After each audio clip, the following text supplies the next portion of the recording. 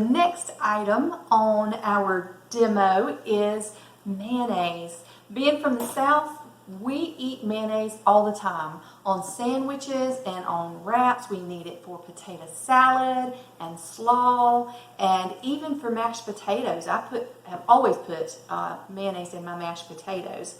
So to me, mayonnaise is a necessity, and regular mayonnaise is full of oil and eggs, and we don't want that. But this better, healthier version is so easy to make with what, 5 ingredients altogether. You can make it in a matter of minutes, and it'll keep in your refrigerator for up to 7 to 10 days. So all that you need is a blender.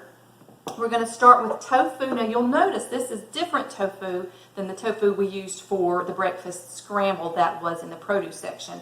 This one is a shelf-stable tofu, and I like to keep it on hand because unlike the produce style of tofu that usually lasts maybe a month, 3 weeks to a month in your refrigerator, this one probably closer to a year. Doesn't have to be refrigerated, so I love to keep it on hand. But if you don't have this available, I get it at the Asian market. Ingles here in the Carolinas carries it in their Asian section as well.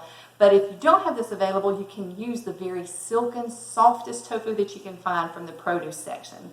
I like this one too because unlike the tofu that we used a minute ago where you saw all the water that it was packed in and drained out of it, this tofu is packed with very little water. We actually need that moisture to make our blender spin. So I'm going to open this with some scissors and just dump the entire contents into my blender. And you can see the water is not even coming out. It pretty much came out in one big plop. So the other ingredients we're going to need are, this is red wine vinegar. The great thing about this is if you don't have red wine vinegar, just use some lemon juice or maybe even apple cider vinegar. I gotta wipe my hand for just a second.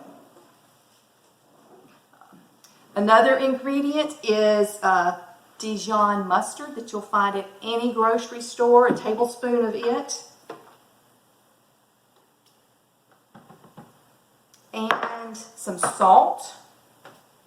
And some sweetener. Now I'm using sucanat, which is a less refined sweetener. You could use other sweeteners, natural sweeteners, less refined sweeteners. So that's what we're using in this one. And now we're just going to let it spin. Okay, so now that this is finished, I usually store mine in a little mason jar. And it will thicken up in the refrigerator as it chills.